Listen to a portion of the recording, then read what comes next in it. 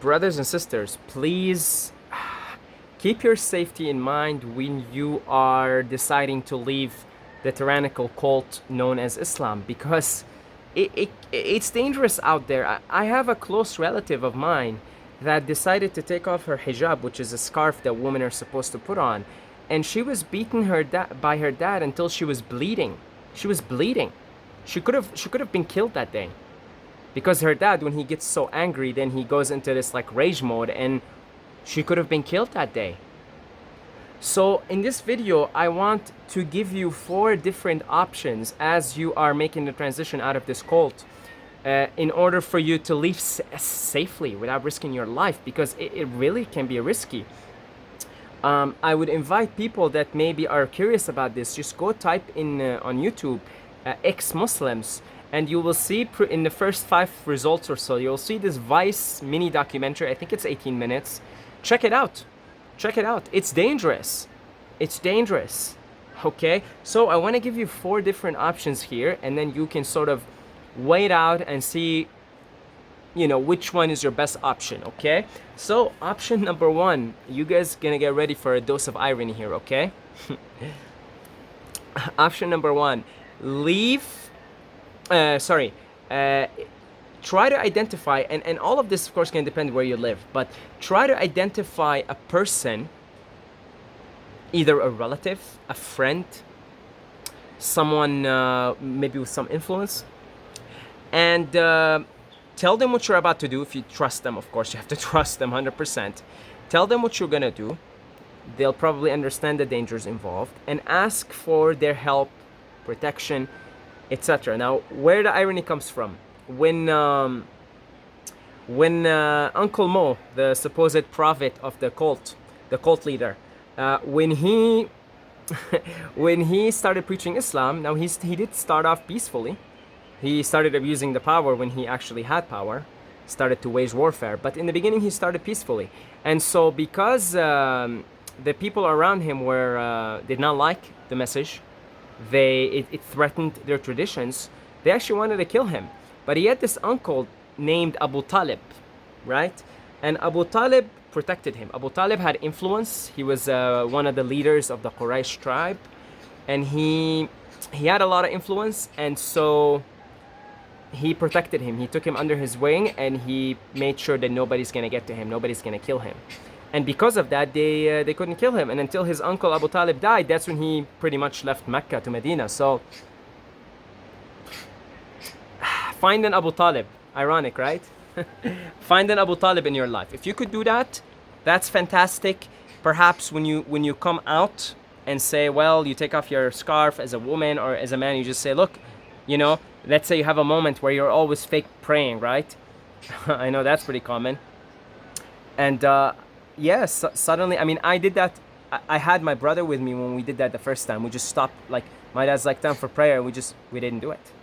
We're like, no, we're not doing it, right? But in that moment, I felt, first of all, I was a grown adult by then. Second of all, it's easier for a man. Third of all, I had my brother with me. And at the time, we were these 2 muscular guys, together. It's like, there's not much you could do in there. And so, but anyway, that's not the first time I came out, but that was like a direct time that I said, no, I'm not doing it. So if you can find somebody like an Abu Talib and just get their protection, okay? Just get their protection. You have to obviously trust them 100%. You don't want any backstabbers, okay? If you have an Abu Talib in your life, that's fantastic. So go for it. And option number two, and you can combine these options together also, right? It's better to actually combine them. So if you have an Abu Talib, that's great, but you could also do this on top of it. Find local groups in your area, in your country, wherever you are, that will offer you support, protection, safety. So for instance, and this depends again where you are. In North America, there is a group called Ex-Muslims of North America. You guys can go check them out. They're very supportive. They have YouTube videos. You could just look them up on YouTube. They're very supportive, and they will offer you support. So you could find local groups. This obviously gets infinitely more difficult in countries that are very strict, like Saudi Arabia and other places like that. It gets infinitely more difficult, but even there you will find some groups. Okay, the internet connects people, so look in the internet and you will see there's always a black market everywhere. That's something I've learned traveling around the world. There's like, you can always find, even in the most hardcore strict countries, you will find, like, let's say there is a country that completely bans like drugs. Like, drugs are just not a thing. You can still find the drug there if you really, ask and you shall receive, seek and you shall find. So in the same way, even in Saudi Arabia, it's way more difficult there. But even in places like Saudi Arabia, you can find groups like that. You can find groups that are going to help you, that are going to take you under their wing, or they're going to offer you support, or they're going to give you the number of somebody that can maybe protect you or something. Okay? So if you have an Abu Talib, that's great, and maybe another group. If not, seek out a group. Now, very important, when you do decide to come out and just declare yourself as a non-Muslim in one way or another, it can be declared in many ways. If you just stop praying in front of your parents, you're actually a kafir. You're actually a non-believer, and actually they should kill you at that point, according to Islam. If you're an apostate, your dad should take out a sword or something and just chop your head right there and then, if he was to follow the Sharia law. He might have to consult with you and try to bring you back before he kills you, but once he does that and you don't come back, he should technically kill you. So, yeah, so make sure when you do come out also, like in the moment of it, that you do it in a neutral place. Like, for instance, let's say you're out in public. That's actually one of the times me and my brother, that one time that I talked, that me and my brother did it. We were out in public, and my dad decided it's time to pray. We were out in the mountains, and and my dad decided to pray, and we just said no. We were out in public. It's a neutral place. What is he gonna do? Like, first of all, he can't do anything at that point. You got two grown adults. But like, it reminds me of how like lions will bind together, right? Two brother lions, and they'll either revolt against the leader, or they'll just go do their thing. Their father usually. So anyway, do it in a neutral place. It's obviously way more dangerous for women. Do it in a neutral place. Do it in a place where your dad can just come and hit you or something. Again, you don't want that to happen to what happened to my relative.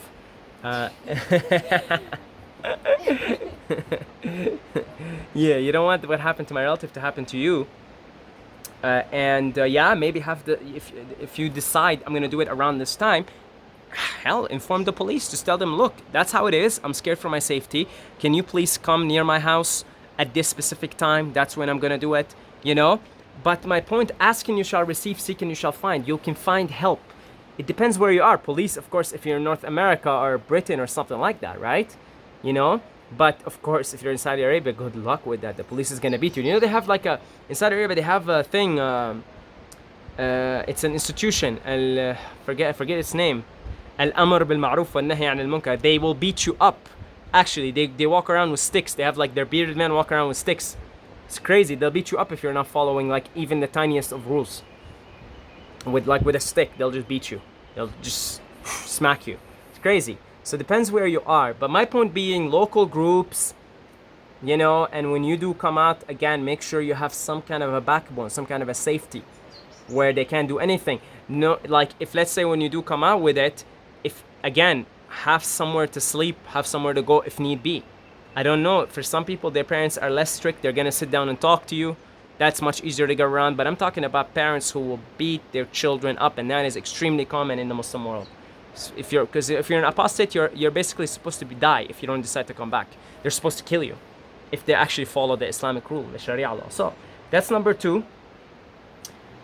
Number 3, yes, number 3 is my favorite, and that's actually how I came out pretty much. Just leave the country.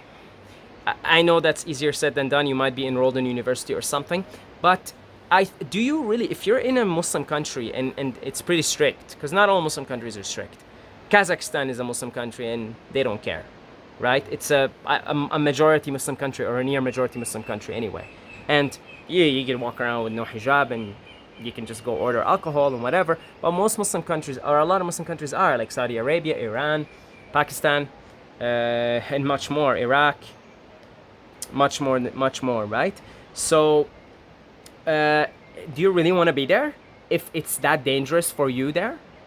Okay, so it might be worthwhile for you if you know you start coming up with a plot to leave the country. Like, let's say you're gonna leave it in one. Let's say you're finishing your university, and in 1 year you're gonna go and live abroad or get a job in America or something.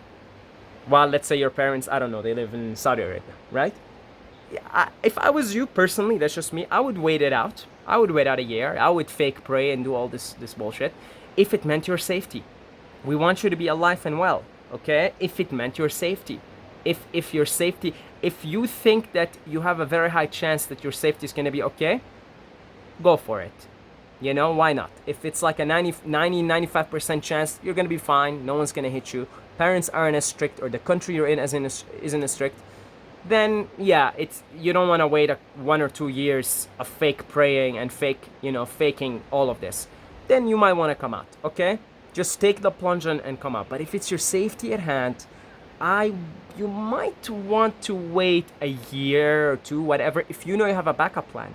And if not, an exit plan, go to somewhere else, somewhere where you could just be who you want to be, right? If not, start coming up with that plan. And in the meantime, look for local groups, look for an Abu Talib in your life, someone to take you under their wing and offer you protection, okay? But that's the best, and that's how I came out, There was a whole big ocean between me and my parents and my family, and I just came out with it in the videos, in YouTube, and I just started speaking out against Islam, and I got a lot of shit for it. But hey, there's an ocean between us, right? That's the safest way, okay? That's the safest way, is find an exit, get out, go somewhere else, okay? And if you know you have an exit plan, you might want to wait a little bit if it means you're going to be safe, okay? If not, hey, start looking for one. You don't want to be in a country surrounded by people that will maybe hurt you really bad or kill you if you just decide to adopt your own practices, traditions, and belief systems. And just if you decide to leave a cult, right? So number 4, finally, and that complements number 3, be independent first. So you might be in a country, let's say you're still going to be in this country, you're going to work in it, it's a strict country, but if you became independent, you got your own place, you started working, you started making money, it might be easier for you. Like, I can think of several Muslim countries where they're pretty strict, but you know what? If you're independent, like if you have your own place, your own car, your own everything, it's going to be easier for you to do it. You're starting to get a lot of backlash from your family and society, but it's going to be a lot easier for you to do it. But be independent. So that's number 4. If you decide, if you don't have an exit plan, you decide to stay in the country, go the independent route first. Find a job, find your own place, do your own thing first. That's basically called building a backbone, and then come out with it. Okay? At least you got a place to go to, and again, combine all these different strategies. We want you to be safe. Please stay safe out there. This relative that I spoke of is a close relative of mine, very close, right? So, and this happened. And it's more difficult for women. I really empathize with you women, okay? Very difficult to be a woman in the Muslim world. Very difficult, very brave. My relative, she was so brave. I have so much respect for her, so much admiration for her bravery, because she just did it. And she paid a pretty terrible consequence. But she's okay now. She's doing okay. She's doing great. Okay? So, yeah, there you go. Stay safe out there. If you like this video, just hit the like button. Takes you like a second, right? And subscribe if you like this content, and I'll see you in the next video.